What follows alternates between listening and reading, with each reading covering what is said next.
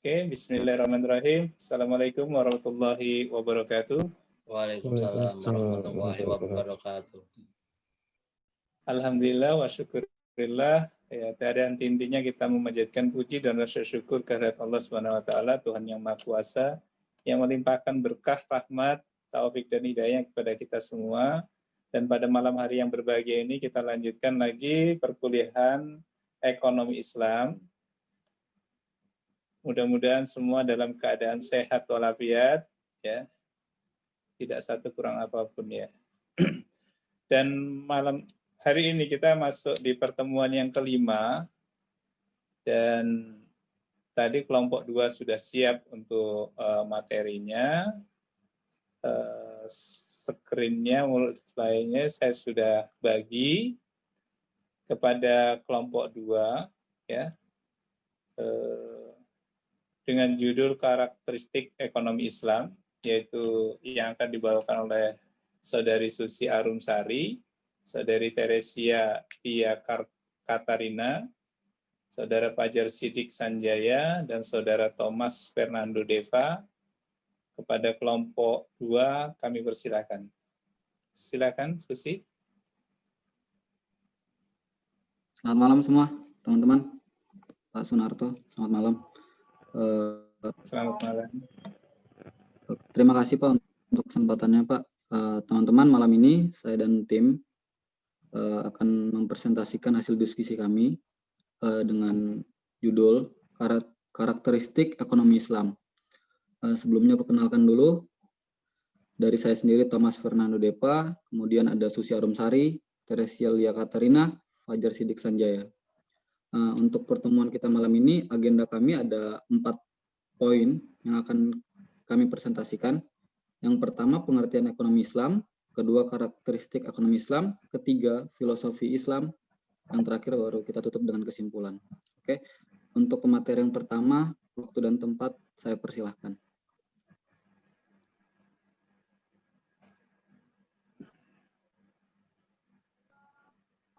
Baik, untuk materinya yang pertama pengertian ekonomi Islam. Ekonomi Islam merupakan ilmu yang mempelajari perilaku ekonomi manusia yang perilakunya diatur berdasarkan aturan agama Islam dan dilandasi dengan tauhid sebagaimana dirangkum dalam rukun iman dan rukun Islam. Kata Islam setelah ekonomi dalam ungkapan ekonomi Islam berfungsi sebagai identitas tanpa mempengaruhi makna atau definisi ekonomi itu sendiri, karena definisinya lebih ditentukan oleh perspektif atau lebih tepat lagi worldview yang digunakan sebagai landasan nilai. Sedangkan ekonomi adalah masalah menjamin berputarnya harta di antara manusia, sehingga manusia dapat memaksimalkan fungsi hidupnya sebagai hamba Allah untuk mencapai falah di dunia dan akhirat. Ekonomi adalah aktivitas yang kolektif. Next. Sistem ekonomi Islam. Sistem ekonomi Islam adalah suatu sistem ekonomi yang didasarkan pada ajaran dan nilai-nilai Islam bersumber dari Al-Quran, As-Sunnah, Jimah, dan Qiyas. Ini telah dinyatakan dalam surat Al-Maidah ayat 3. Sistem ekonomi Islam berbeda dengan sistem ekonomi kapitalis maupun sosialis.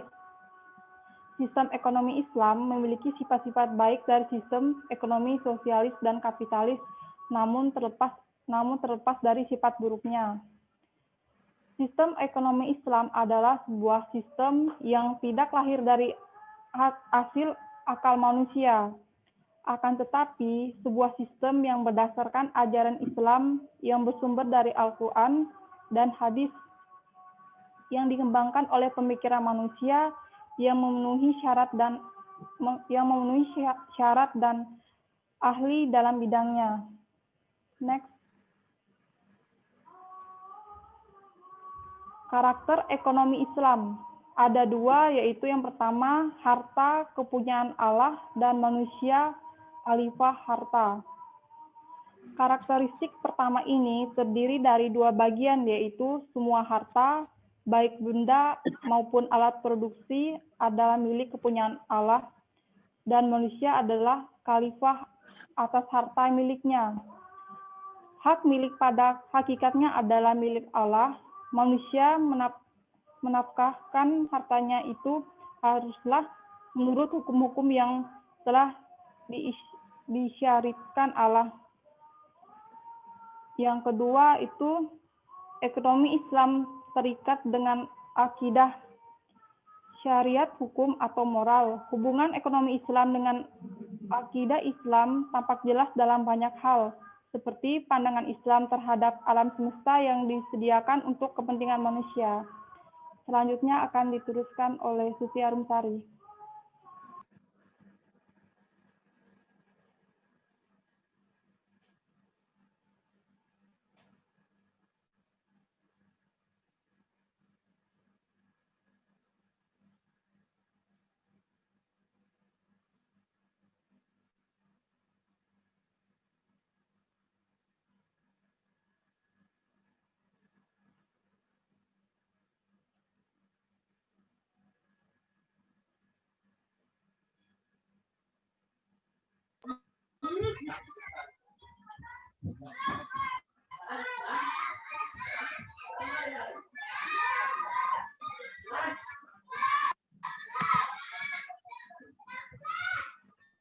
Sebentar.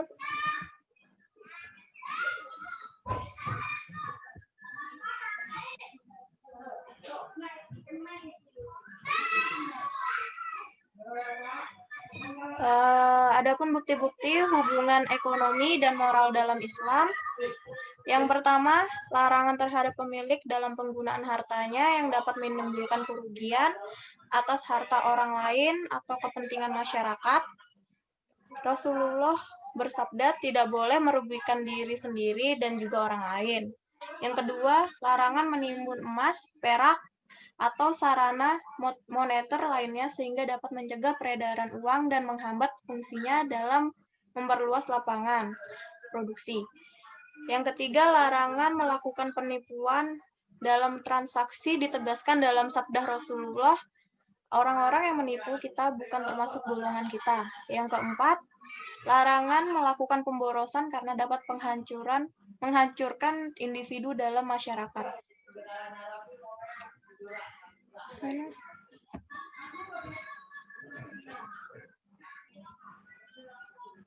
Tunjuk investasi, kriteria atau standar dalam menilai proyek investasi.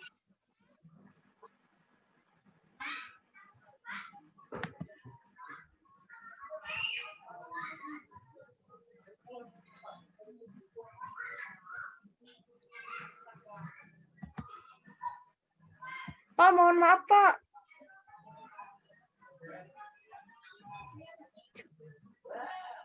Pak. Kenapa tuh? Pak Sunarto, Kenapa, mohon Rum? maaf. Apa namanya? Tadi agak teracak dia, Pak.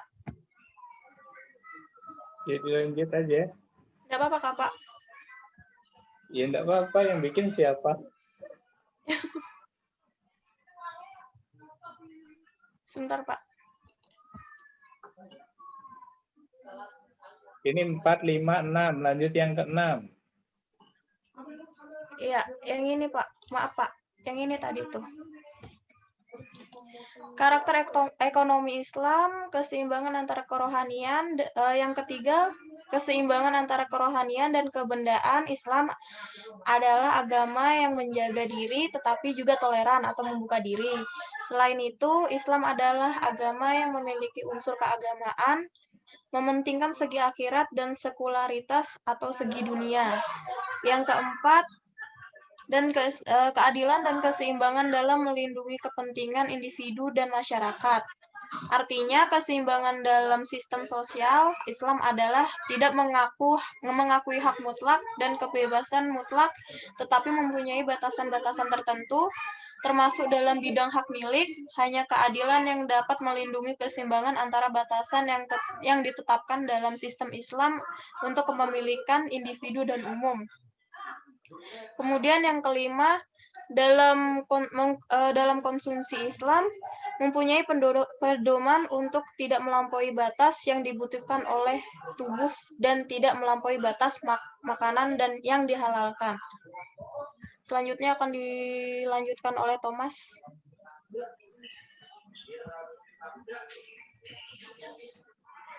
Terima kasih, Tuti.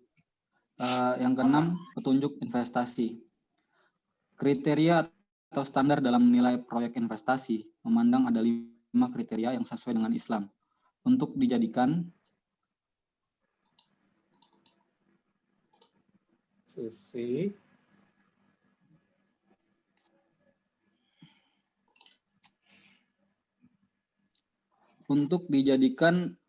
pedoman dalam menilai proyek investasi. Yang pertama, proyek yang baik menurut Islam. Kedua, memberikan rezeki seluas mungkin pada masyarakat. Ketiga, memberantas kekafiran, memperbaiki pendapatan dan kekayaan.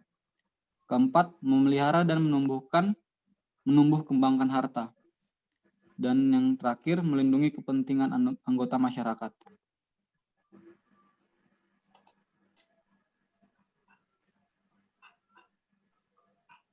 Ketujuh, zakat. Zakat adalah sedekah yang diwajibkan atas harta seorang muslim yang telah memenuhi syarat. Bahkan ia merupakan rukun Islam yang ketiga. 8. Larangan riba. Islam telah melarang segala bentuk riba, karenanya itu harus dihapuskan dalam ekonomi Islam. 9. Pelanggaran gharar. Ajaran Islam melarang aktivitas ekonomi yang mengandung gharar. Gharar adalah sesuatu dengan karakter tidak diketahui sehingga menjual hal ini adalah seperti perjudian. 10. Pelanggaran yang haram. Pelarangan yang haram. Dalam ekonomi Islam, segala sesuatu yang dilakukan harus halalan toyiban, yaitu benar secara hukum Islam dan baik dari perspektif nilai dan sesuatu yang jika dilakukan akan menimbulkan dosa.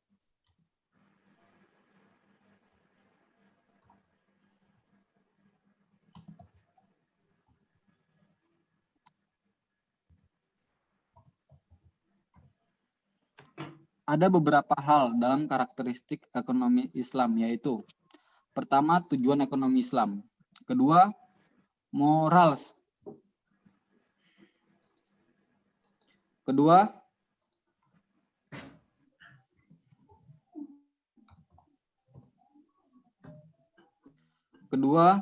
moral sebagai pilar ekonomi Islam. Ketiga, nilai dasar ekonomi Islam. Keempat, prinsip-prinsip ekonomi dalam Islam. Kelima, basis kebijakan ekonomi Islam.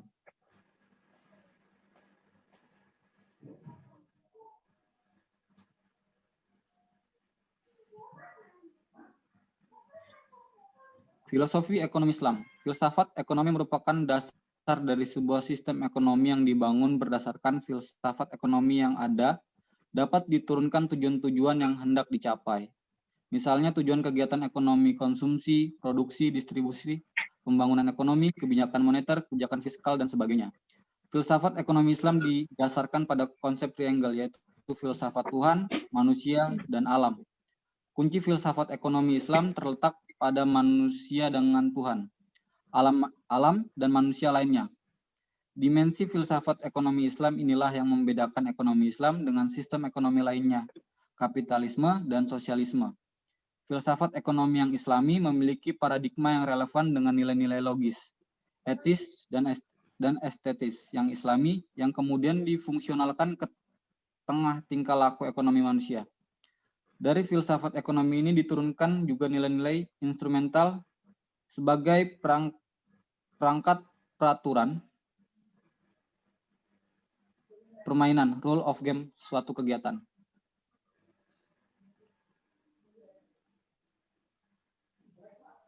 Oke teman-teman, itu sekiranya dapat kami sampaikan dari diskusi kami. Apabila ada pertanyaan, untuk sesi pertama, saya kira kita bisa berikan 2 pertanyaan dari teman-teman semua. Terima kasih. Permisi. Saya mau nanya.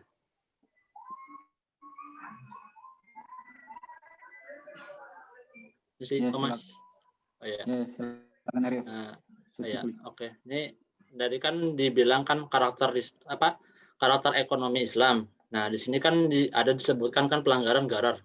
Nah, ini kan konsepnya seperti perjudian. Nah, ini contohnya nih apa aja sih? Saya minta contohnya aja.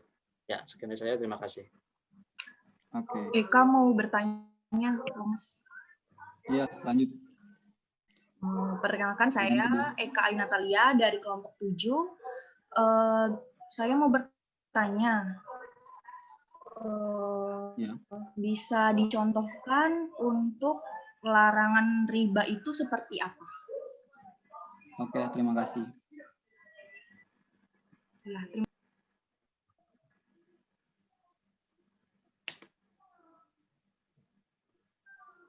Oke, untuk pertanyaan pertama dari Rio Budianto, langsung saya jawab ya. Rio, untuk contohnya, contoh gharar adalah jual beli tanah yang masih terpendam di dalamnya kacang tanah, wortel, bawang, dan lain sebagainya. Yang saya tangkap dari situ artinya ketika menjual tanah mungkin di dalamnya masih ada hasil yang milik pemilik sebelumnya. Jadi mungkin sebelum diperjualkan bisa benar-benar bersih dari segala sesuatu yang masih jadi hak orang lain. Saya kira seperti itu. Oh iya. Oke. Terima kasih jawabannya, Thomas. Ya, saya mau nambahkan ya, kalau isinya kacang tanah aja nggak terlalu berharga. Kalau isinya di situ emas batangan ya, atau tambang batu bara gitu ya, di dalamnya, padahal tadi waktu menjual hanya menjual tanah, tidak menjual isinya kan. Makanya waktu berakad jual beli itu harus jelas ya, akadnya seperti apa. Apakah saya menjual sebidang tanah?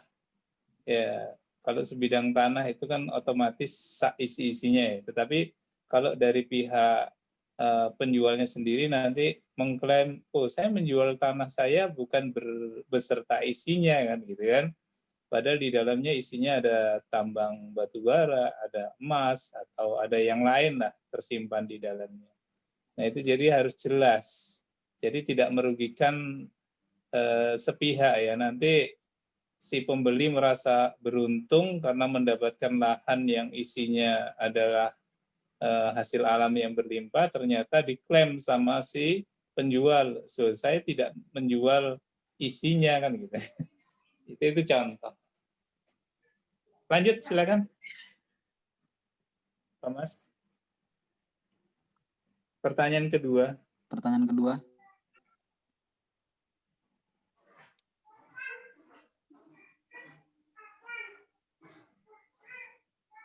Pertanyaan kedua dari Eka bertanya tentang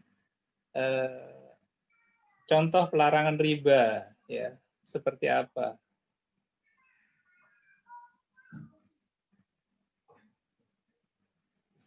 Silakan kelompok 2. Oke Pak, siapa?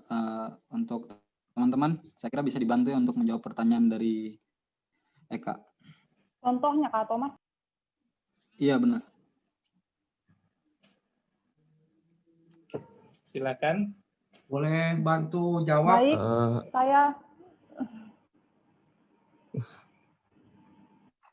Baik, saya akan menjawab pertanyaan.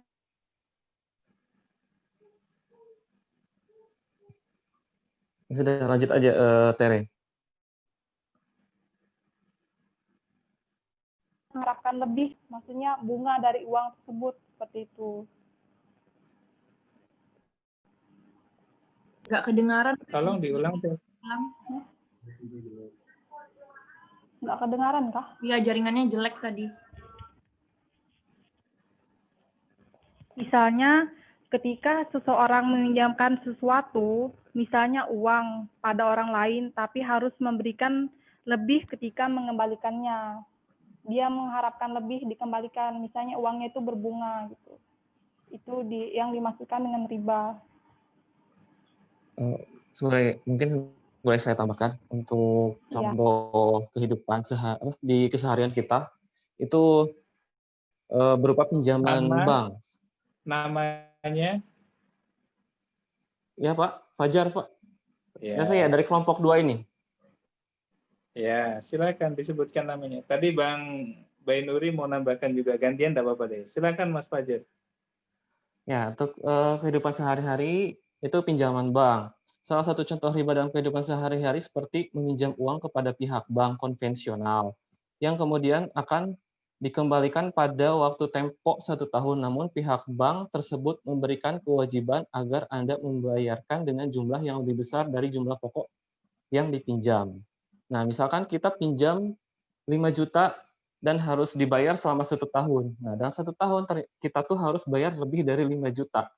Nah, lebih dari kelebihan bayar yang harusnya kita bayar 5 juta, misalkan kita bayar 1 tahun itu 6 juta. Nah, yang 1 jutanya itu disebut riba.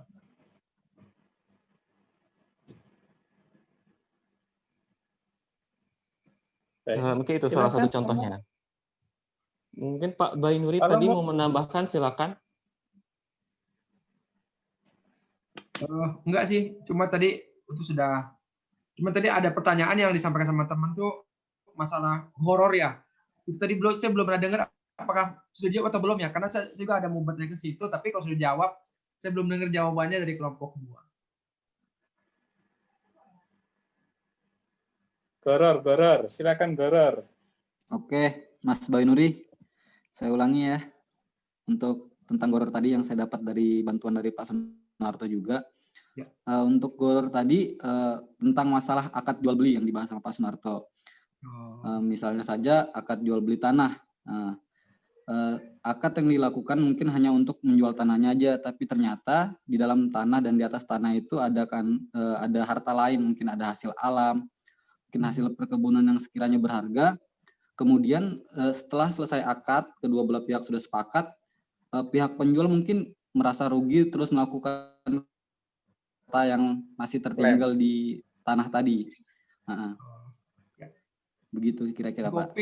Terima kasih. Cuma saya menangkap kalau dalam Islam yang sedikit saya baca, namanya horor itu sesuatu yang tidak bisa diprediksi ke depan. Contoh seperti asuransi, dan itu memang dilarang dalam Islam. Makanya goror itu kan memang tidak dibolehkan dalam Islam. Jadi kalau maaf Bapak, tadi yang Bapak sampaikan masalah jual beli tanah itu yang di dalam terkandung emas atau batu bara, saya kurang sependapat tuh Pak. Kalau itu disebut transaksi goror Pak. Silakan lanjutkan. Saya Pak mau nanya. Sebentar gantian. Belum selesai, Bang Bais. Lanjutkan Bang Bais. Mau menyambungkan lagi itu, menyambungkan soal pembahasan goror tadi Pak, biar nggak terlewat atau nggak keloncat. Nanti ke pembahasan lain takutnya kita tinggal lagi. Kalau boleh sih Pak. Ya silakan.